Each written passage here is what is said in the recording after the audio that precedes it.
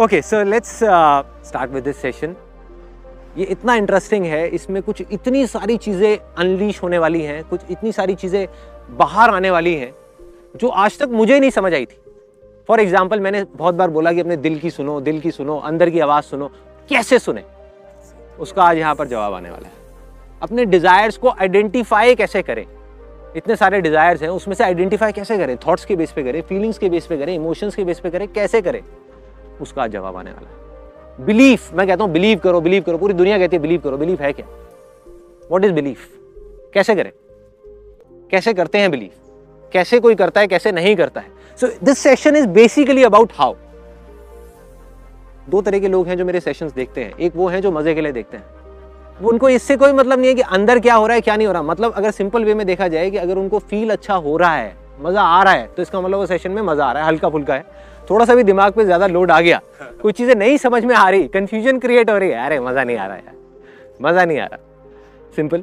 सो ये है जो सेशन है, ये वाला जो सेशन है, ये टिपिकली दूसरी कैटेगरी के लोगों के लिए, जो मजे के लिए नहीं देख रहे, जो सही में कुछ करना चाहते हैं, कुछ बनना चाहते हैं, कुछ सीखना चाहते हैं।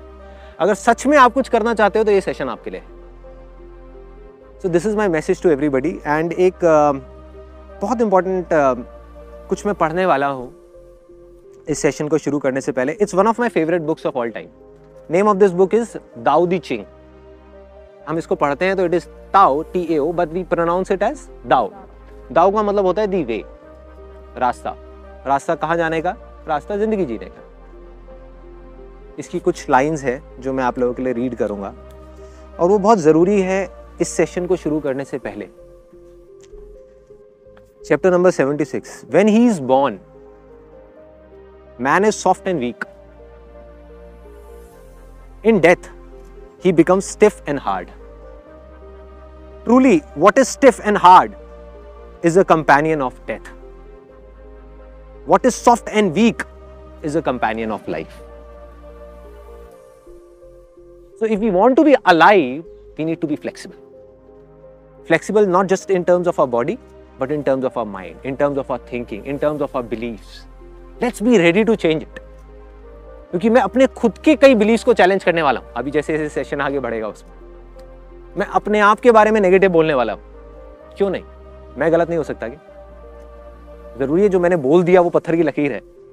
क्यों भाई? कल जो मैं था और आज जो हूं उसमें जमीन आसमान का फर्क है। तो फिर मेरे थॉट्स क्यों नहीं बदल सकते? क्यों नहीं बदल सकते? मैं गलत क्यों नहीं हो सकता? मैं एक्सेप्ट क्यों नहीं कर सकता कि मैं गलत हूं? Why not?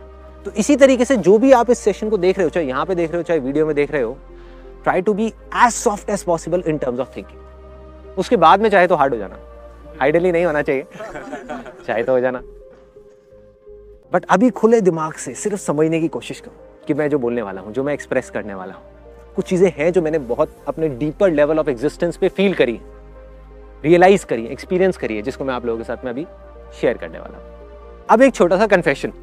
अनस्टॉपेबल सेशन को देख करके कुछ लोगों को ये लगा है कि मैं लॉ ऑफ अट्रैक्शन का मजाक उड़ा रहा हूं। लगा है ना? सो अब अगर आप ध्यान से देखोगे उस सेशन को, तो मैंने उनका मजाक नहीं उड़ाया, कुछ बातों का मजाक उड़ाया है, और अगर किसी इंसान का मजाक उड़ाया तो खुद का उड़ाया। क्यों? क्योंकि मैं पास्ट में, आप में से कुछ लोगों को शायद पता भी नहीं होगा, मैं बता देता हूं कि जब मैंने लाइफ चेंजिंग सेमिनार्स करने शुरू करे थे, तो सेशन के एंड में मैं एक प्रिंट आउट देता था सबको, और उस प्रिंट आउट में सबसे ऊपर एक बुक का नाम लिखा होता था, recommended, strongly recommended by Sandeep Maheshwari, the secret, law of attraction. Simple. So मैं खुद स्ट्रांगली उसमें बिलीव करता था। उसके अलावा इल्यूजन टू रियलिटी वाला जो मेरा सेशन था, उसमें मैंने आगे जाकर के जो डिटेल में एक्सप्लेनेशन दिया वो तो ठीक था।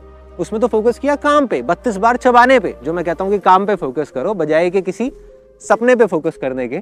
लेकिन शुरू में जो मैंने 3 एग्जांपल्स दिए थे, जो लोगों को बोला था कि आप इमेजिन करो कि आपका एक 1 BHK फ्लैट है, वो आपको मिल गया है। इमेजिन करो कि आप एक फॉरेन टूर पे चले गए हो। इमेजिन करो कि आपका एक बिजनेस है, आप वहां पर बैठे हुए हो और आप सोचने लग गए तो अपने आप सच हो जाएगा, आपको कुछ करना नहीं पड़ेगा। ये क्या था? लॉ ऑफ अट्रैक्शन था। मतलब मैं खुद उसको मानता था, ऐसा नहीं है कि मैं नहीं मानता था। तो और ये बात कोई बहुत ज्यादा पुरानी नहीं है, मे बी 5-6 महीने हुए होंगे इस बात को। और अगर आप एक और चीज को नोट करोगे तो मैंने आज तक अपने किसी भी सेशन में किसी के बारे में भी, चाहे लॉ ऑफ अट्रैक्शन हो चाहे ये हो वो, किसी के बारे में कभी नेगेटिव नहीं बोला। तो मैं क्यों नेगेटिव बोल रहा हूँ लॉ ऑफ अट्रैक्शन के बारे में? क्यों बोल रहा हूँ? कोई ना कोई वजह है, और वो वजह क्या है मैं आपको बता देता हूँ। मैं अपने एक दोस्त से मिला जिसने आकर के मुझे बहुत थैंक्स किया। मतलब दैट गाय, उसने आकर के मुझे बोला कि संदीप भाई तेरी वजह से मज़ा आ गया और मैं गोवा फ्री में घूम के आ गया अपनी फैमिली के साथ में। तो मुझे समझ नहीं आया, तो उसने फिर समझाया, कहता कि तूने मेरे को बताया था ना लॉ ऑफ अट्रैक्शन के बारे में, मैंने जा करके देखा, उसको समझा, और वहाँ पे मैं गया था गोवा में, जिस होटल में वो रुका हुआ था उसी होटल के अंदर एक कैसीनो है। कहता वहाँ पे जा करके मैंने उसको अप्लाई किया लॉ ऑफ अट्रैक्शन को, और प्रॉपर तरीके से मैंने अप्लाई किया। मैंने कहा एग्जैक्टली तूने क्या किया ज़रा बताएगा? तो रूले नाम की एक गेम होती, आप लोगों को पता है रूले? नहीं पता तो गूगल में जा करके डाल के देख लेना। उसमें बहुत सिंपल है, नंबर्स होते हैं बहुत सारे, उसमें से एक नंबर आपको चूज करना होता है। अगर वो नंबर आ गया तो आपको 1 का 35 मिल जाता है। आई थिंक यहाँ से सीधा वहीं की टिकट कटने वाली है गोवा की। सो सीधा 1000 रुपये आपने लगाया, 1000 रुपये का कितना हो जाएगा? 35,000। अगर नो लिमिट टेबल है, 1 लाख रुपए लगाया तो 1 लाख का कितना हो जाएगा? 35 लाख। उस बंदे ने क्या किया, अपना इसको समझ करके वीडियो को देखा और अपने लॉ ऑफ अट्रैक्शन को अप्लाई कर दिया वहां पे गैम्बलिंग। कहता मैंने एक नंबर पकड़ लिया कि 0, कोई और नंबर पे मैं पैसा नहीं लगाऊंगा। बाकी लोग क्या करते हैं, चेंज करते रहते हैं नंबर बार बार। कहता मैं चेंज नहीं करूंगा, सिर्फ 0 पे पैसा लगाऊंगा। उसने अपनी टेक्निक निकाली कैसीनो में जीतने की, जुए में जीतने की। उसने 0 पे पैसा लगाया। कहता मैंने एक बार लगाया, लेकिन अपनी लॉ ऑफ अट्रैक्शन की पूरी पावर को मैंने लगा दिया कि 0 आएगा आएगा आएगा आएगा आएगा। कहता 1 बार लगाया नहीं आया, 2 बार लगाया नहीं आया, 4 बार लगाया नहीं आया, 10 बार लगाया नहीं आया। कहता 15वीं बार आ गया। मतलब मैंने 15,000 रुपए गंवाए और 35,000 रुपए कमाए। क्लियर है यहाँ तक? यहाँ तक क्लियर है? कहता फिर मैंने दोबारा शुरू किया और मेरा फेथ बढ़ गया, मेरा जो बिलीफ है वो बढ़ गया, वो स्ट्रांग हो गया अपनी लॉ ऑफ अट्रैक्शन की पावर्स पे कि ये काम कर रहा है। कहता मैंने दोबारा लगाना शुरू किया, नहीं आया नहीं आया नहीं आया नहीं आया, 25 बार नहीं आया, 30वीं बार 30th टाइम जा करके आ गया। कहता बस फिर तो देख, फिर तो मेरा जो बिलीफ है वो और स्ट्रांग हो गया। जैसे ही मेरा बिलीफ स्ट्रांग हुआ, जो उसके आने के चांसेस हैं वो और ज्यादा बढ़ गए। मतलब कि 30 बार में आया, मतलब उसने 30,000 रुपए गंवाए और 35,000 रुपए कमाए। मतलब नेट अगर देखा जाए तो 5,000 रुपए का प्रॉफिट। अगली बार कहता मैंने लगाया लगाया लगाया और चौथी बार में, मतलब कि चौथी बार में 0 आ गया। और इस तरीके से करके मैंने 90,000 रुपए वहां पे कमा लिए। 90,000 आई हैव अर्न्ड। फिर मेरी वाइफ आई और वो मेरे को कसम दे करके वहां से जबरदस्ती ले गए कि बस कमा लिए, बहुत हो गए। अब ऐसा ना हो कि ये भी चले जाए, तो तुम चलो मेरे साथ। And that guy was like कि संदीप अब अगली बार हम दोनों साथ में चलेंगे। हम दोनों साथ में चलेंगे और अब की बार तो मेरे को 90,000 रुपए रोक दिया, इस बार मैं कम से कम 10-15 लाख रुपए कमा करके लाऊंगा वहां से। This is his way of looking at things. मतलब अब उसका जो बिलीफ है वो बहुत स्ट्रांग हो गया, बहुत स्ट्रांग। मैंने उसको बोलने की कोशिश करी, मैंने कहा भाई जुए में कोई जीता है क्या आज तक? आप टेम्पररी बेसिस पे तो हरा सकते हो, एक दिन हरा सकते हो कैसीनो को, 1 साल तक आप रेगुलर खेलते रहो, आप जीत ही नहीं सकते। Because it's a law, it's law of probability, it's proven maths जिसके बेस पे कैसीनोस चल रहे हैं। और करोड़ों नहीं, अरबों नहीं, खरबों रुपए का रोज काम हो रहा है वहां पे, और एक भी आदमी जीत के नहीं निकलता। लेकिन कहता मैं जीत सकता हूं। कहता मेरा है लॉ ऑफ अट्रैक्शन की पावर, हो सकता है किसी और की नहीं है, मेरी है, मेरी है, मुझे विश्वास है कि मैं जीतूंगा। एक जुआरी की शुरुआत ऐसे ही होती है। गैम्बलर्स कैसे बनते हैं? जो हार जाता है वो कभी जुआरी नहीं बनता, वो तो छोड़ करके गालियां दे करके बाहर चला जाता है। जो जीत जाता है वो गया, वो क्या बन गया?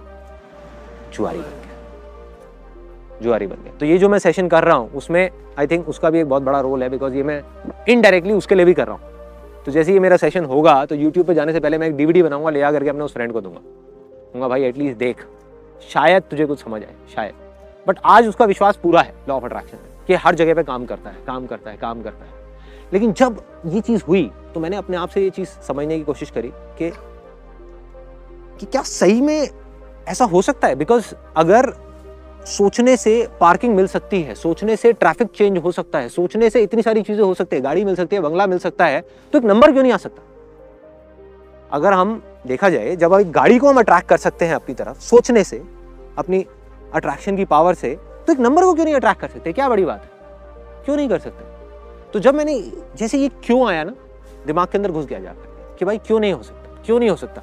मतलब मैंने ये नहीं कहा था कि ये हो ही नहीं सकता, मैंने कहा कि शायद हो सकता है, शायद नहीं। चलो इसके अंदर जाते हैं, अंदर जा करके देखते हैं कि कहानी है क्या, समझ आएगी।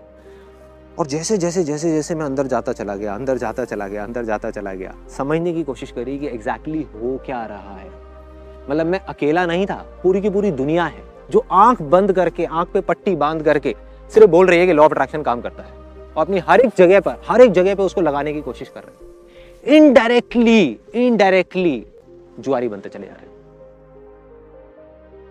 जुआ खेल रहे हैं, उसमें मजा आ रहा है, कभी काम कर रहा है, कभी नहीं कर रहा है। यही तो होता है जुआ, यही होता है ना कि जुआ खेला, काम कर गया तो हाँ मेरा लॉ ऑफ अट्रैक्शन बहुत स्ट्रांग है, नहीं किया तो लक है, लक खराब है।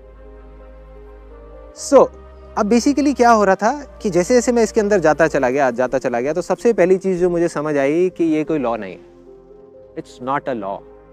मतलब जबरदस्ती इसके ऊपर ठप्पा लगा दिया गया है कि इट्स अ लॉ। लॉ क्या होता है? जो साइंटिफिकली प्रूवन हो, जिसको साइंटिफिकली प्रूव किया जा सकता है। जैसे लॉ ऑफ ग्रेविटी है, लॉ ऑफ मोशन है, जिसको साइंटिफिकली एक्सप्लेन किया जा सकता है, समझाया जा सकता है, प्रूव किया जा सकता है। लॉ ऑफ अट्रैक्शन क्या है?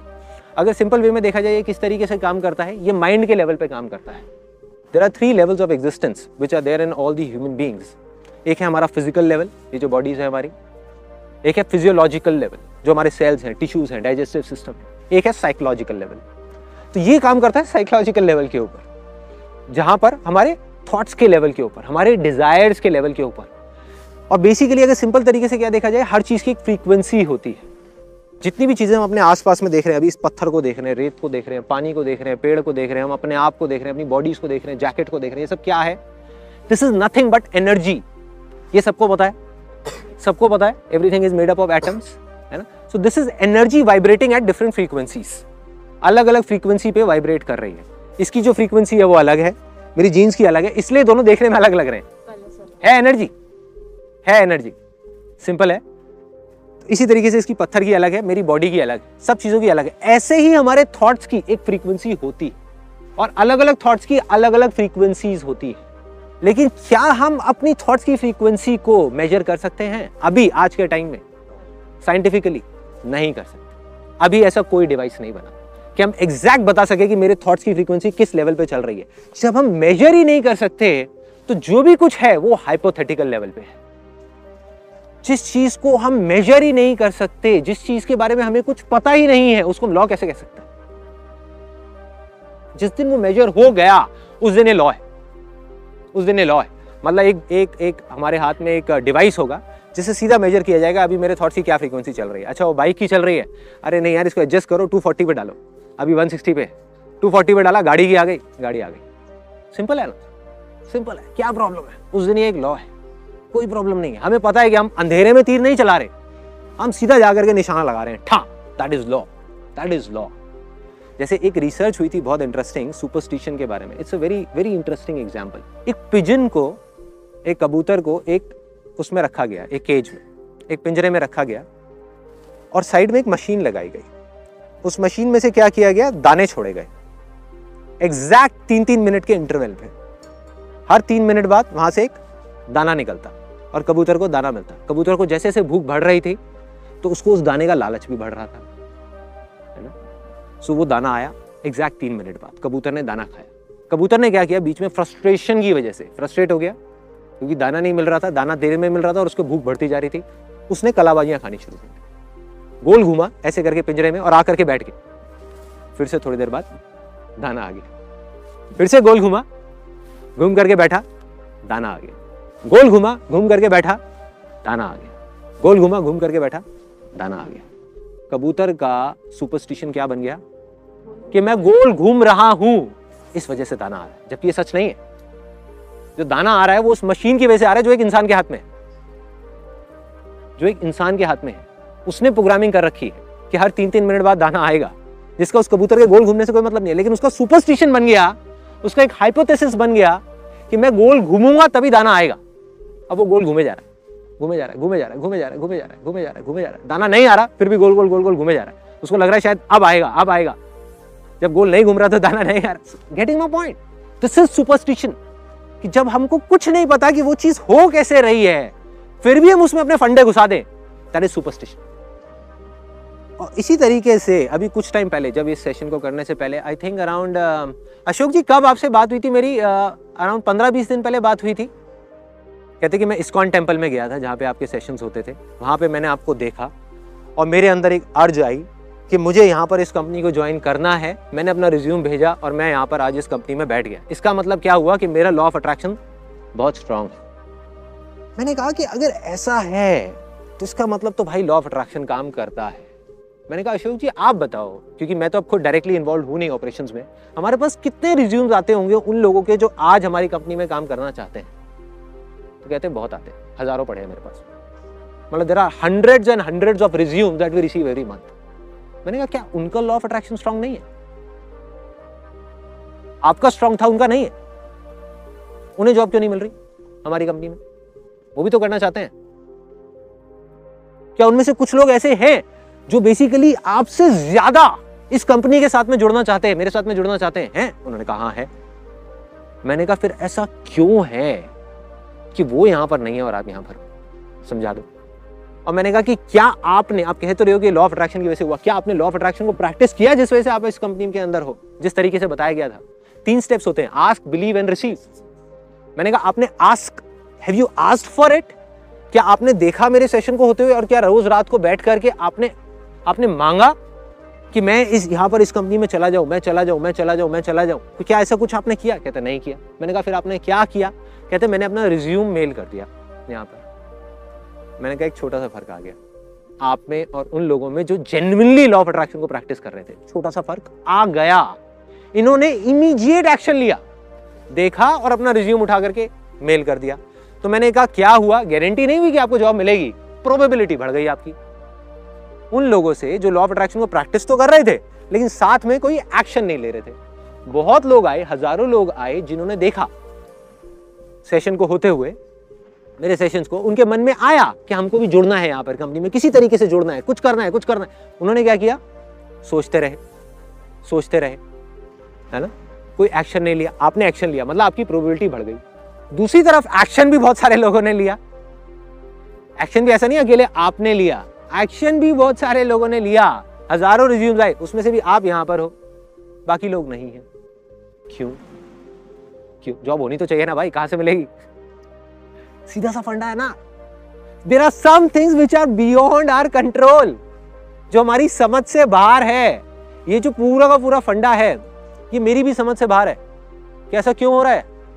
किसी को आ रहा है समझ में? आ रहा है। अब हमारा माइंड क्या करेगा? हमारे माइंड को जैसी कोई चीज नहीं समझ आएगी ना, you will start off with finding reasons. For example, if you are sitting here, तो भी माइंड किस तरीके से काम कर रहा होगा? यू वुड से कि देखो मेरा लॉ ऑफ अट्रैक्शन कितना स्ट्रांग है, मैंने सोचा था कि मैं यहाँ पर बैठा हूंगा, मैं बैठी होंगी और देखो मैं बैठा हूँ। बाकी के लोग, बाकी के 1000 लोग, क्या उन्होंने नहीं सोचा था? हो सकता है आपसे ज्यादा सोचा होगा, आपसे अच्छे तरीके से सोचा होगा, आपसे अच्छे तरीके से प्रैक्टिस करी होगी। क्या पता वो आपसे ज्यादा डिजर्विंग भी हो, क्या पता कमी उसके अंदर हो जो सिलेक्शन कर रहा है। क्यों नहीं हो सकती? कमी मेरी टीम में क्यों नहीं हो सकती? मेरे में क्यों नहीं हो सकती? क्या पता जो इस वीडियो को देख रहे हैं वो आपसे ज्यादा डिजर्विंग हो, वो यहाँ पर नहीं है, उनका लॉ ऑफ अट्रैक्शन आपसे ज्यादा स्ट्रांग है, वो यहाँ पर नहीं है, आप यहाँ पर हो। क्या वजह है? समझा दो। तो जो चीज हमको नहीं समझ आ रही उसको हम क्यों समझने की कोशिश कर रहे हैं? क्यों ले जा करके उस पर हम एक ठप्पा लगाने की कोशिश कर रहे हैं? हमें सिर्फ ये देखना है कि हम क्या कर सकते हैं। सिंपल, कि कोई चीज हमारे कंट्रोल से बाहर है, सबसे पहले तो एक्सेप्ट करोगे, हाँ this is beyond our control, तभी तो हम कुछ कर सकते हैं। अगर हम बोलते रहे एक चीज जो हमारे कंट्रोल में है ही नहीं, हम बोलते रहे कि नहीं ये मेरे कंट्रोल में है, कंट्रोल में, अटक गए। जब हमने एक्सेप्ट कर लिया तो अब हम देख सकते हैं कि हमको क्या एक्ट करना है, हम क्या स्टेप्स उठा सकते हैं, हम क्या कर सकते हैं, हम कैसे आगे बढ़ सकते हैं। अब आते हैं बैंग ऑन, सीधा पॉइंट पे कि भाई लॉ ऑफ अट्रैक्शन। और ये बड़ी मजेदार गुत्थी है। गुत्थी वो वाली नहीं, वो जो कॉमेडी नाइट में आती है। एक एक्चुअल गुत्थी है। गुत्थी क्या है कि यार सबसे पहला स्टेप जो बताया गया है वो बताया गया आस्क। यही है, correct me if I am wrong, यही है सबसे पहला स्टेप लॉ ऑफ अट्रैक्शन का। आस्क, मांगो। क्या मांगो? जो हमारे डिजायर्स हैं। डिजायर्स कहां से आते हैं? कहां से आते हैं डिजायर्स? थॉट से आते हैं। अब कैसे डिसाइड करें? कैसे डिसाइड करें कि किस थॉट को मांगना है, किसको नहीं मांगना? एक दिन में 60,000 से ज्यादा थॉट्स आते हैं, ये भी बताया गया है हर जगह पर। तो उसका एक रास्ता बताया गया है काफी जगह पे, वो है अपनी फीलिंग्स के बेस पे हम डिसाइड कर सकते हैं, इमोशंस के बेस पे हम कॉल ले सकते हैं। ये एक रास्ता है। क्या ये रास्ता ठीक है? अब एक एग्जाम्पल लो, बड़ा रियल लाइफ। पान की दुकान पे 4 लड़के खड़े हुए, चारों दोस्त हैं, पुराने दोस्त हैं 4-5 साल से। 3 दोस्त हैं सिगरेट पीते हैं, एक है नहीं पीता। और ऐसे ही शुरुआत होती है सिगरेट पीने की, ऐसे ही होती है। एक है नहीं पीता। अब वो 3 दोस्त मिलके क्या कर रहे हैं, उस एक का मजाक उड़ा रहे हैं, कह रहे हैं कि ओले ले ले ले बेटा, बेटे के लिए दूध लेकर के आओ, दूध पिलाओ बेटे को, इसकी बस की नहीं है सिगरेट पीना, ये आदमी नहीं बना अभी, he is not a man, he is a baby, बेटे जाओ घर पे जा करके खेलो अपने टेडी बियर के साथ में, ऐसे बोल रहे हैं। तो एक दोस्त की खिंचाई हो रही है, 3 दोस्त बैठ करके हंस रहे हैं, मजाक उड़ा रहे हैं, मजे मार रहे हैं। उसको कैसी फीलिंग हो रही है, उस एक लड़के को गंदी फीलिंग, गंदी फील होगी ना। अपने आप को सिचुएशन में डाल करके देखो कि आपके दोस्त, और यही 3 दोस्त हैं उसकी लाइफ में, और कोई है ही नहीं, कोई चौथा दोस्त नहीं है, कि वो सब मिल करके उसका मजाक उड़ा रहे हैं, बुरे तरीके से मजाक उड़ा रहे हैं। तो उसको गंदी गंदी फीलिंग्स हो रही है और वो किसी तरीके से अपने आप को रोकने की कोशिश कर रहा है। अच्छी फीलिंग के लिए उसको क्या करना है, सिगरेट लेनी है, जलानी है, पीनी है। Now he will be a part of the gang, 4 दोस्तों का पार्ट बन गया, उनके साथ में घूमेगा बाइक पे, उनके साथ में बातें करेगा इधर उधर की, ये वो। Now he will be a man, ठीक है। अच्छी फीलिंग, डिजायर क्या कह रहा है, पियो। फीलिंग क्या करवाना चाह रही है उससे, पिलाना चाह रही है। लेकिन अगर वो नहीं पीता और उन दोस्तों को बोलता है कि भाड़ में जाएं ऐसे दोस्त, मुझे नहीं चाहिए ऐसे दोस्त, और घर में जाकर के अकेला बैठ जाए, तो कैसी फीलिंग होगी उसको, गंदी फीलिंग, गंदी फीलिंग। जैसे ही फीलिंग्स खराब होती है, माइंड इमीडिएटली उसकी एग्जैक्ट अपोजिट अच्छी फीलिंग ढूंढता है, एग्जैक्ट उल्टी उसकी। फॉर एग्जाम्पल, अगर वाइफ से लड़ाई हुई तो इमीडिएटली एक आदमी जा करके उसको ऑफिस में अगर कोई दूसरी फीमेल होगी जो थोड़ा अच्छे से बात कर रही होगी, वो अच्छी लगने लग जाएगी इमीडिएटली। या फिर वो उसको पूरा उसको ठीक करने के लिए अगर कहीं लड़ाई हुई तो जा करके खाना खाने लग जाएगा, ओवर ईटिंग करने लग जाएगा, मतलब किसी तरीके से अपनी फ्रस्ट्रेशन को निकालेगा। सिगरेट, जबकि पता है कि वो अपने लिए हार्मफुल है, लेकिन सिगरेट पीना शुरू करते हैं। फीलिंग्स आर टेम्पररी, इस चीज को हमको अपने दिमाग के अंदर घुसाना है, तभी इन फीलिंग से हम लड़ सकते हैं। चाहे अच्छी हो चाहे बुरी हो, जिसके पीछे हम भाग रहे हैं वो टेम्पररी है। जितना हम भागते रहेंगे भागते रहेंगे भागते रहेंगे, वो उतना ही हमको घुमाती रहेगी घुमाती रहेगी घुमाती रहेगी। सिंपल। सो जरूरी नहीं है कि जो फीलिंग्स अच्छी हैं वो काम भी हमारे लिए अच्छा। तो अब सवाल वहीं आ जाता है घूम फिर के, तो फिर डिसाइड कैसे करें। कोई भी बड़ा डिसीजन लेने से पहले हमें क्या अपने आप से पूछना है कि क्या ये मेरे लिए अच्छा है या नहीं है, क्या ये मेरे आसपास में जो लोग हैं उनके लिए अच्छा है या नहीं है। फीलिंग अच्छी है करो, फीलिंग बुरी है करो। ये एक बहुत इंटरेस्टिंग कैच है। फीलिंग बुरी है करो, आई अगेन रिपीट, फीलिंग बुरी भी है तो करो अगर वो अच्छा है। फॉर एग्जाम्पल आज अगर प्यार और अट्रैक्शन में फर्क देखा जाए तो क्या है, प्यार और अट्रैक्शन में अगर सिंपल वे में फर्क देखा जाए तो क्या है। Attraction gives you temporary pleasure but permanent pain, love gives you temporary pain but permanent pleasure or something beyond pleasure. Exactly. Something beyond pleasure. When you are beyond pain and pleasure, when you are beyond your mind, that state is called love. आप किसी dancer से जाकर ये पूछो कि क्या कब होता है आपकी बेस्ट परफॉर्मेंस कब थी, कहती बेस्ट परफॉर्मेंस तब थी जब मैं खुद को भूल गई थी, जब मैं नहीं थी। मैं कौन है, पेन एंड प्लेजर। जब मुझे दर्द हो रहा था लेकिन मुझे पता ही नहीं था मुझे दर्द हो रहा है, मुझे मजा आ रहा था लेकिन मुझे पता ही नहीं था मजा आ रहा है, लोगों को आ रहा था मुझे तो नहीं आ रहा था, मैं थी लेकिन मैं नहीं थी। तो स्टेट ऑफ लव में कैसे पहुंचते हैं। मेरी जिंदगी में टोटल 8-10 चीजें हैं जिससे मैंने प्यार करा है। अट्रैक्ट मैं लाखों चीजों की तरफ हुआ हूं, ठीक है, काम है, लोग हैं, ये है वो है, बहुत आइडियाज हैं, लाखों आइडियाज है जिनकी तरफ मैं अट्रैक्ट हुआ हूं। लेकिन प्यार मुझे सिर्फ 8-10 आइडियाज, 8-10 चीजों से है, जो इतना प्यार है कि जिसके लिए मैं मरने को तैयार हूं, जिसके लिए मैं कुछ भी करने को तैयार हूं। That is called state of love. अगर आज की डेट में आप मुझसे पूछो कि वो मेरे लिए सबसे ज्यादा क्या है, that is the state of meditation. Rewind करते 3 साल पीछे चले जाते। मेडिटेशन मेरे से एक दिन में 10 सेकंड भी नहीं होती थी। I used to hate meditation like anything, hate meditation. मतलब मेरी जिंदगी का सबसे बड़ा प्यार अगर मैं फीलिंग्स के बेस पे चूज करता तो क्या मैं कभी वहां तक पहुंचता? नहीं पहुंचता, नहीं पहुंचता, क्योंकि फीलिंग्स क्या करवाएंगी, बेकार है ना, छोड़ना। माइंड क्या करेगा, दर्द हो रहा है यार, नहीं बैठा जा रहा। जो एक आसन होता है ना, सिंपल सुख आसन, उसमें मैं 1 मिनट नहीं बैठ सकता था, फिर भी मैंने कहा कि जो होगा देखा जाए, on the basis of my will power, क्योंकि मुझे पता था कि जो काम मैं कर रहा हूं वो सही है। फीलिंग बेकार है, कोई बात नहीं, भाड़ में गई फीलिंग्स। करता गया, करता गया, करता गया, करता गया, करता गया, योग करता गया, करता गया, करता गया, प्राणायाम करता गया, करता गया, करता गया, करते करते करते करते आज I can do the most complicated of asanas in योग।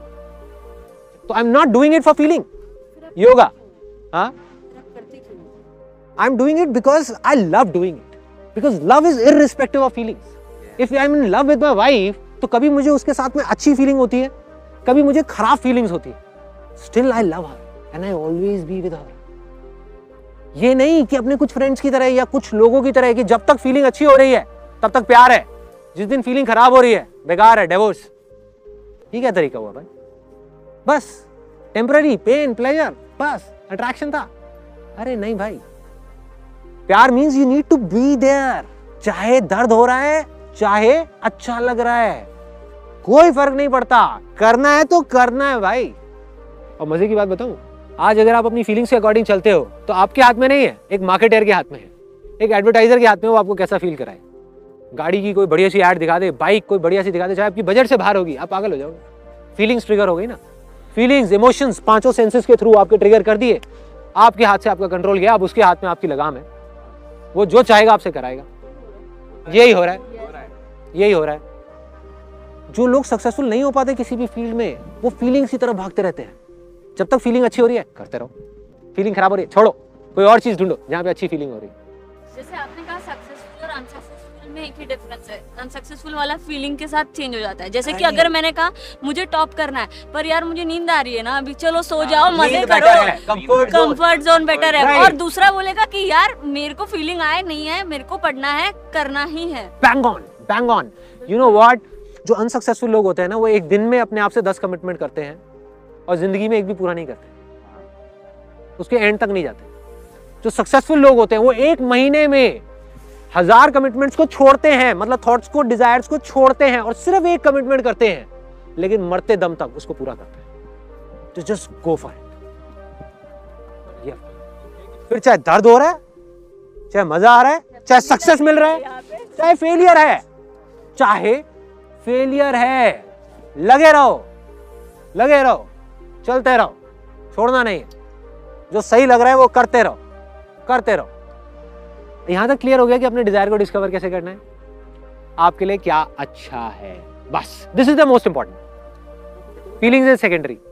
अब आ जाओ कि अब डिजायर तो हमको पकड़ में आ गया, अब क्या करें? अब क्या करें? 2 रास्ते हैं।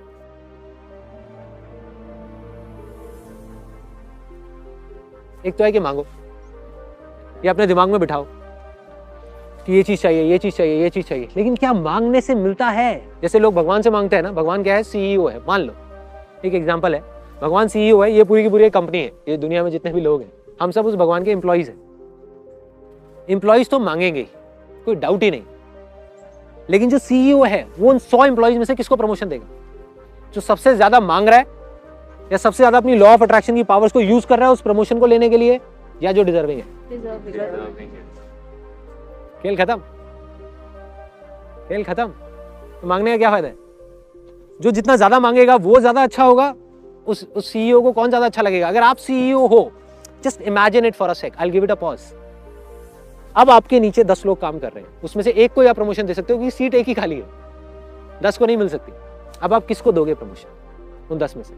जो सबसे ज्यादा आपको मांगता है, जो रोज आ करके थोड़ी थोड़ी देर में बोलता है यार देख लेना जरा ना, कुछ कर देना, इस बार का जो प्रमोशन है मेरा आप कर देना, ये वो करके, उसको दोगे? या वो जो मांगता ही नहीं है आपसे लेकिन अपने काम पे ध्यान देता काम? और ये बात है आपकी, जबकि आप और मैं, हम इतने फेयर नहीं है। वो तो बिल्कुल फेयर है ना यार, वो गलत कैसे कर सकता है? वो गलत आदमी को प्रमोशन कैसे दे सकता है? वो तो सही कोई देगा ना, वो तो डिजर्विंग कोई देगा। तो करना क्या है? अपने आप को deserving banana. Law of attraction क्या कहता है? कई बुक्स में भी लिखा हुआ है। इनफैक्ट लॉ ऑफ अट्रैक्शन के बारे में जो लोग बात कर रहे हैं वो भी यही बोल रहे हैं, डेफिनेशन सही दे रहे हैं, एग्जाम्पल्स गलत दे रहे हैं। क्या बोलते हैं? You do not get what you want, you get what you are, जो आपने भी शायद बोला है अपनी वीडियो में, right? You get what you are, जो आप हो। और आप कौन हो? आप आपके बिलीफ्स हो, राइट? जब तक आपके बिलीफ्स नहीं बदलेंगे तब तक कुछ नहीं बदलने वाला। आप मांगते रहो। अब मांगने से अगर बिलीफ्स बदलते तो इस दुनिया के सबसे स्ट्रॉन्ग बिलीफ भिखारी के होते हैं। सबसे ज्यादा वो मांगता है, मांगता है ना, कुछ मिलता है क्या? नहीं। तो क्या करें? सिर्फ एक रास्ता, अपने आप को डिजर्विंग बनाए। फोकस कहां डालना है? मांगने पे नहीं, अपने आप को बदलने में। अपनी लाइफ की सिचुएशंस को नहीं, लोगों को नहीं, दुनिया को नहीं, खुद को बदलने में, खुद को डिजर्विंग बनाना है, राइट? एक बार आप डिजर्विंग बन गए, क्या जरूरत है किसी से भीख मांगने की? क्या जरूरत है भिखारियों की तरह, ए भगवान ये दे दे वो दे दे? क्यों चाहिए? क्यों मांगना है? बल्कि दूसरे वे में, एक तरफ बात करी जा रही है, देखो कितना कॉन्ट्राडिक्टरी है लॉ ऑफ अट्रैक्शन में जो बात की जा रही है। एक तरफ बात करी जा रही है ग्रैटिट्यूड की, एक तरफ बात करी जा रही है मांगने की। Both of these things are poles apart. If you really have gratitude in your heart, compassion in your heart, तो आप क्यों मांगोगे उससे कुछ? बल्कि वो आपको दर्द भी देगा, तब भी आप उसको थैंक्स करोगे। आप कहोगे अच्छा है तूने कुछ सोच के ही दिया हो। पैसा देगा तो भी, नहीं देगा तो भी, पैसा खत्म कर देगा तो भी, नहीं करेगा तो भी। That is gratitude. Real gratitude means just let it be.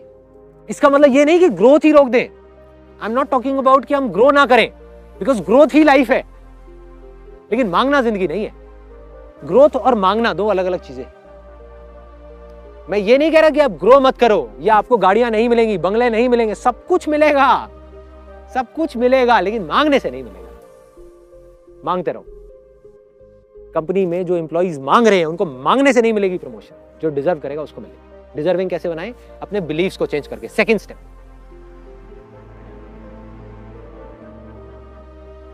क्या है ये बिलीफ? क्या इच्छा शक्ति ही बिलीफ है, विल पावर ही बिलीफ है, या बिलीफ कुछ और है?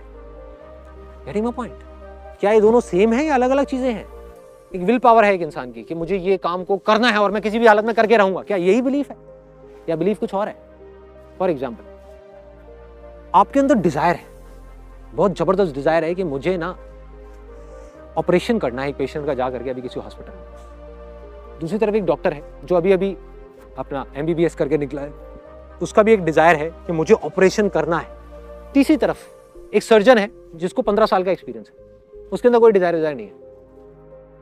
तीनों जाकर के ऑपरेशन करते हैं। किसका ऑपरेशन सक्सेसफुल होने के चांसेस ज्यादा है? सर्जन का। यही बिलीफ। बिलीफ इज नथिंग, इतना हुआ है बिलीफ बिलीफ बिलीफ। क्या है belief? Belief is knowledge and experience, बस, और कुछ नहीं है बिलीफ। लोग कहते हैं ना विश्वास करो विश्वास करो विश्वास करो। किस पे विश्वास करें भाई? भगवान पे विश्वास करें? एक्सपीरियंस किया कभी भगवान को? तो कैसे विश्वास करें? एक्सपीरियंस कर लिया तो नहीं भी कहोगे तो विश्वास हो जाएगा।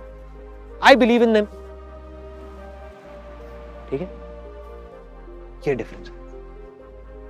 जिस भी चीज की आपको नॉलेज होती चली जाती है, होती चली जाती है, होती चली जाती है, तो जितनी होती चली जाती है, जितना एक्सपीरियंस होता चला जाता है, आपका बिलीफ उतना ही स्ट्रांग होता चला जाता है। आज यहाँ पर for example Vikas is there, like say who is the creative head in our company, जिसको इतने सालों का एक्सपीरियंस है, हजारों शूट्स कर चुका है अच्छे से अच्छे लेवल के, वो फोटोग्राफी करे। और एक ऐसा लड़का जिसकी अभी आप बात कर रहे थे कि वो पढ़ाई छोड़ करके और कैमरा ले करके बोलता है कि मैं इससे अच्छी फोटोग्राफी कर दूंगा फोटो को देख करके, इसमें क्या बड़ी बात है?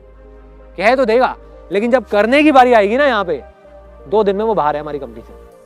You will not get what he want, you will get what he is। वो कौन है? वो कौन है? उसका बिलीफ। उसका बिलीफ क्या है कि वो एक फोटोग्राफर है ही नहीं, वो फोटोग्राफर बनना चाहता है। बट अगर वो सच में फोटोग्राफर बनना चाहता है तो उसको अपना बिलीफ स्ट्रांग करना होगा। बिलीफ कैसे स्ट्रांग होगा? नॉलेज एंड एक्सपीरियंस से। कोर्स करना पड़ेगा, समझना पड़ेगा। उससे भी नहीं होगा। थियोरेटिकल नॉलेज भी गेन कर ली, जैसे उस डॉक्टर के पास थियोरेटिकल नॉलेज तो थी, लेकिन सर्जन के पास एक्सपीरियंस था। Experience is bigger than knowledge. Finally उसको एक्सपीरियंस गेन करना पड़ेगा। जितना एक्सपीरियंस उसका बढ़ता चला जाएगा, उतना ही उसका बिलीफ बढ़ता चला जाएगा। तो बिलीफ को स्ट्रांग करने का क्या तरीका है? कर्म किए जा भाई। जो गीता में लिखा है हमको समझ नहीं आ रहा, लोग उसका मतलब ये निकाल रहे हैं कि इसका मतलब फल नहीं मिलेगा। ये नहीं है, ये फल मिलने का ही एक रास्ता है। The more you learn, the more stronger will be your belief. जितना स्ट्रॉन्ग आपका बिलीफ होगा उतने स्ट्रॉन्ग आप होगे, उतने स्ट्रॉन्ग आपका माइंड होगा, उतनी स्ट्रॉन्ग आपकी बॉडी होगी। जितने स्ट्रॉन्ग आप बनते चले जाओगे उतनी ही बड़ी सक्सेस होगी। सिंपल है, ये सब कनेक्टेड, सब कनेक्टेड। चलो, अपना फोकस रखो ज्ञान पे, नॉलेज पे, एक्सपीरियंस पे, खुद के कैरेक्टर को स्ट्रॉन्ग करने में। Be the change you want to see in the world. इसका मतलब क्या है? किसी भी इंसान को देख लो जिसने भी कुछ अच्छा किया है जिंदगी में, उसने सबने एक ही बात बोली, फिर हम उस बात को छोड़ करके कहीं और चले जाते हैं और फिर घूमते रहते हैं, फिर सोचते हैं कि यार क्या हो रहा है, खुशी क्यों नहीं मिल रही? इसीलिए नहीं मिल रही। 2 स्टेप कंप्लीट हो गए, हमने अपने आप को डिस्कवर कर लिया, बिलीव भी स्ट्रांग हो गया। तीसरा स्टेप क्या है? एक्शन। ऐसे बहुत सारे लोग हैं जिनका बिलीव भी स्ट्रांग है, डिजायर है कि मेरे को कुछ बड़ा करना है, फिर भी करते नहीं है। फॉर एग्जाम्पल, एक सर्जन है, उसका बिलीफ है, 15 साल का एक्सपीरियंस है उसके पास में, नॉलेज भी है, ठीक है, उसके अंदर डिजायर है कि मुझे गांव में जा करके एक बड़ा अपना हॉस्पिटल सेटअप करना है, वो नहीं कर रहा, एक्शन नहीं ले रहा। और जब तक वो नहीं करेगा तब तक उसकी लाइफ इनकम्प्लीट है। It's his ultimate calling, is the reason for his existence, फिर भी वो एक्शन नहीं ले रहा। क्यों नहीं ले रहा एक्शन? एनर्जी नहीं है उसके पास उस एक्शन को लेने की। एनर्जी चाहिए एक्शन लेने के लिए। एनर्जी कहां से आती है? एनर्जी हमारी फीलिंग्स और इमोशंस से आती है। देखो, फीलिंग्स और इमोशंस तो रहेंगे, मैंने ये कहा उसके बेस पे आप डिसाइड मत करो अपने डिजायर को, लेकिन मैंने ये नहीं कहा कि फीलिंग्स और इमोशंस गायब हो जाएंगे आपके अंदर से। हम क्या कर सकते हैं? फीलिंग्स और इमोशंस को कंट्रोल भी नहीं कर सकते, उसको डायरेक्शन दे सकते हैं। जैसे ही हम अपने बिलीव्स को बदल देते हैं, हम अपने पर्पस को बदल देते हैं, काम को करने के मकसद को बदल देते हैं, the way of looking at thing changes.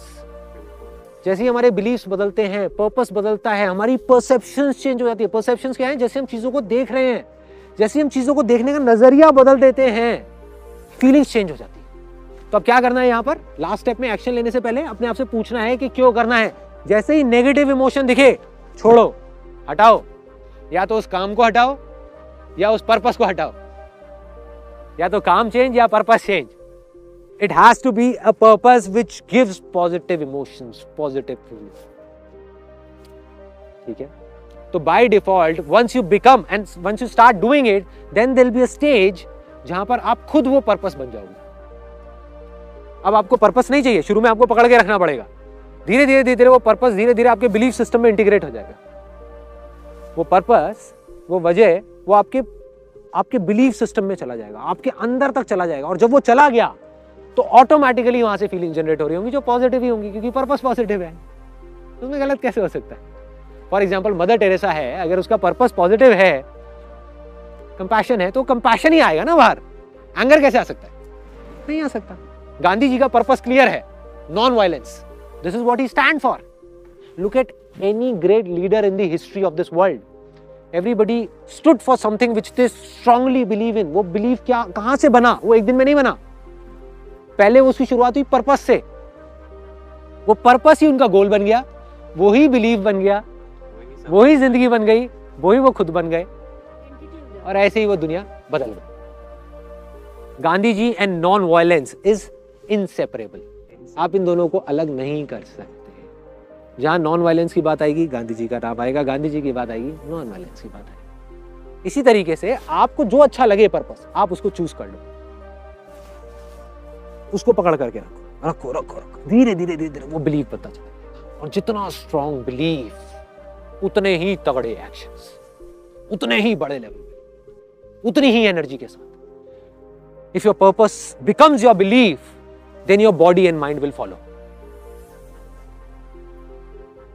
वो पर्पस, वो बिलीफ आपकी बॉडी से, आपके माइंड से ऐसे ऐसे काम कराएगा, आप हिल जाओगे देखकर। आप कहोगे भाई ये हो क्या रहा है। और अगर वो पर्पस नेगेटिव हुआ, तब भी वो आपसे ऐसे ऐसे काम कराएगा कि और लोग भी और आप खुद भी देख करके हिल जाओगे कि ये कर क्या रहा है, ये कर क्या रहा है। आपकी फोटोग्राफ आ गई, आपने नाम बोला उसामा बिन लादेन। ढूंढते हुए आएंगे आपके पास। मॉडल जैसे फेम को पर्पस रख के कर रहा है काम, तो इज इट अटक गया। Fame is temporary, fame is temporary because fame आज है कल नहीं है। और देखो कोई भी टेम्पररी पर्पस आप पकड़ते हो, फेम के साथ में क्या आएगा, ग्रीड आएगा। मतलब मुझे फेम मिल जाए। फेम क्या है, मतलब किसी और से मेरा ज्यादा नाम है, उसी को फेम बोलते हैं ना। तो अगर किसी और का आपसे ज्यादा फेम आ गया तो क्या आएगा, जेलसी आ जाएगी। जिसका कम होगा आपसे नाम, उसका क्या आएगा, कितना बेकार आदमी है, ये तो कुछ नहीं, 2 कौड़ी का है मेरे सामने। ऐसे ही होता है। जिसके पास में पैसा ज्यादा होता है वो अपने से नीचे वालों को बेवकूफ समझते हैं, ऊपर वाले के आगे ऐसे ऐसे करके घूमते हैं। क्यों कर रहे हैं? We are what we believe in. और हम अगर फीलिंग्स के थ्रू उसको चेंज करने की कोशिश कर रहे हैं तो फीलिंग्स कुछ नहीं है हमारे, it is manifestation of our existing believes. जो हमारे एग्जिस्टिंग बिलीव्स हैं उसी के अकॉर्डिंग फीलिंग्स हो रही हैं। तो अगर आपको अपनी जिंदगी में कुछ भी बदलना है तो फीलिंग्स के अकॉर्डिंग अगर आप चले तो कुछ नहीं बदलने वाला, आपको बिलीव्स को बदलना है। बिलीव्स को बदला, फीलिंग्स बदलेंगे, फीलिंग्स बदला, इमोशंस बदलेंगे, इमोशंस बदला, एनर्जी बदलेगी, एनर्जी बदली, आप बदलोगे, आप बदले, दुनिया बदलेगी, दुनिया बदलेगी, सब कुछ बदलेगा, सब कुछ बदल जाएगा। Now comes the last. सब कुछ हो गया, एक्शन तक समझ आ गया। एक्शन कैसे लेना है, एक्शन कहां से आएगा? एक्शन आता है इमोशन से, फीलिंग्स से। फीलिंग्स कहां से आती है? पर्पस से। पर्पस या तो खुद बनेगा गोल के थ्रू, या आप पर्पस बनाओगे उसके अकॉर्डिंग गोल्स बनाओगे। दोनों में थोड़ा सा फर्क है। गोल के according purpose taken for granted. अरे पर्पस है नहीं है, क्या फर्क पड़ता है, काम तो हो रहा है ना, पैसा तो आ रहा है ना, चलता है। पर्पस है भाई, इस पर्पस से बाहर गोल नहीं बनाने वाला। नॉन वायलेंस मतलब नॉन वायलेंस, समझ गए? That is purpose. फिर वो गोल्स टिकते हैं, आपको कोई हिला नहीं सकता। अनस्टॉपेबल में याद है मैंने बोला था, मैं किसी में दम नहीं होगा कि आपको हिला भी सके। So last but not the least, action भी ले लिया। क्या आप गारंटी है कि आपको जो चाहिए वो मिल जाएगा? नहीं है, एब्सोल्युटली नहीं है। तो क्या करें? रिसीव का तो सवाल ही नहीं उठता ना। Ask, believe and receive. Receive, जहां भी रिसीव आपके दिमाग में आ गया, घुस गया, ग्रीड आ गई, इसका मतलब मिलने की पॉसिबिलिटी है। क्या मिलेगा? हो सकता है जितना आप चाह रहे हो उससे बहुत ज्यादा मिल जाए, हो सकता है ना मिले। How does it make a difference? You are doing it for the love of doing it. Getting my point? कम मिले ज्यादा मिले वो एक सेपरेट इशू है। तो आइडियल सिचुएशन क्या है वो भी मैं आपको बता देता हूं, और सेकंड बेस्ट क्या है, थर्ड बेस्ट क्या है। तीनों ऑप्शंस बता देता हूं। आइडियल सिचुएशन ये है कि आप किसी भी आउटकम के बारे में सोचो ही नहीं। That is the ideal situation. मतलब एक्शन लेना नहीं छोड़ रहे आप, अपनी तरफ से एक्शन लेते चले जा रहे हो, कर्म करते चले जा रहे हो, फल को छोड़ रहे हो। This is called the state of love. No outcome required, nothing. क्या होगा? This is the best state to be in if you want to be in a state of flow, ideal situation. Second best situation, outcome को पकड़ो लेकिन focus वहां मत करो, कर्मों पे करो। गोल सेट करो, अपने बोर्ड बनाओ, जितने भी विजन बोर्ड हैं, ये है वो है, सारा कुछ गोल सेटिंग करो। फोकस वहां मत करो, फोकस काम पे करो। That is the second best situation, not as good as the first one. ठीक है, जहां पर किसी विजन बोर्ड की कोई जरूरत नहीं है, पर्पस की जरूरत है। पर्पस के अकॉर्डिंग गोल्स बन रहे हैं, जिसके लिए कोई विजन बोर्ड नहीं है। ठीक है। तीसरी सिचुएशन कि आप काम गया तेल लेना, काम को छोड़ दो और सिर्फ उधर ध्यान दो। मुझे ये चाहिए, मुझे वो चाहिए, अरे मुझे ये नहीं मिला, मुझे वो नहीं मिला, मुझे इस इंसान से ये चाहिए। हर एक से कोई ना कोई मतलब, इंसान से मतलब, सिचुएशन से मतलब, काम से मतलब। मतलब नहीं है तो हटाओ, साइड कर। जब तक मतलब निकल रहा है उसके साथ में रहो, नहीं है तो छोड़ो, अपना मतलब निकालो और आगे बढ़ो। यही हो रहा है दुनिया में, यही हो रहा है। क्यों हो रहा है? उसकी जड़ क्या है? कहां से आ रही है ये सब चीजें? यहीं से आ रही है। जो आदमी कंपटीशन के लिए लड़ेगा या कंपटीशन के लिए काम करेगा या किसी चीज को हासिल करने के लिए काम करेगा, उसके अंदर जेलेसी आने के, ग्रीड, ठीक है, लालच आने के, नफरत आने के, ये सब चीजें, ईगो बढ़ने के चांसेस क्या है? और ईगो सिर्फ ये नहीं होती कि मेरे पास में ये है या मैं ये कर सकता हूं, मैं ये नहीं कर सकता, ये भी ईगो है। मैं तेरे से कम हूं, ये भी ईगो है। ये भी ईगो ही बोल रही है तेरी, तू नहीं बोल रहा। ना मैं किसी से कम हूं, ना मैं किसी से ज्यादा हूं, मैं हूं, मैं हूं। That is a state of being. So at the end, all I can say is कि ये बातें हो सकता है, अब जो मैं लाइन आपको बोलने वाला हूं, हो सकता है समझ आए, हो सकता है ना आए। उसको सिर्फ सुन लेना और हो सके तो अंदर तक जाने देना। नहीं समझ आता कोई बात नहीं। कि अगर आप जिंदगी में सच में उस खुशी को एक्सपीरियंस करना चाहते हो, which is called the state of bliss, which is beyond pleasure, beyond happiness, beyond everything, उसका सिर्फ एक तरीका है, सिर्फ एक, कोई दूसरा तरीका नहीं है। Your mind has to be at peace. आपका जो मन है वो शांत होना चाहिए। भीड़ में भी शांत, शोर में भी शांत। शोर मतलब बाहर नहीं, थॉट्स का शोर। थॉट्स आ रहे हैं, जा रहे हैं, लेकिन आपका मन शांत है। You are at peace, then you are in a state of bliss. That is the ultimate goal of human life, और कुछ नहीं, इसके अलावा और कुछ नहीं। जितना आप मटेरियलिस्टिक चीजों की तरफ भागते जाओगे, उतना ही माइंड और डिस्टर्ब होता चला जाएगा। जितना इन चीजों को हम पकड़ के भी छोड़ देंगे, उतना ही हम एट पीस होते चले जाएंगे। सब कुछ आने दो, एक्सेप्ट ग्रेसफुली। लास्ट स्टेप जिसकी मैं बात कर रहा हूं, 3 स्टेप कौन से थे?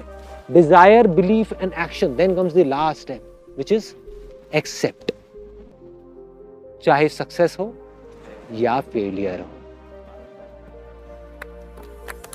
एक्सेप्ट करो। खुशी हो या दुख हो, एक्सेप्ट करो। फीलिंग अच्छी हो या बुरी हो, एक्सेप्ट करो। आगे बढ़ते रहो और उसे छोड़ते जाओ, और उसे छोड़ते जाओ। चाहे सक्सेस मिले या फेलियर मिले, उसे छोड़ते जाओ।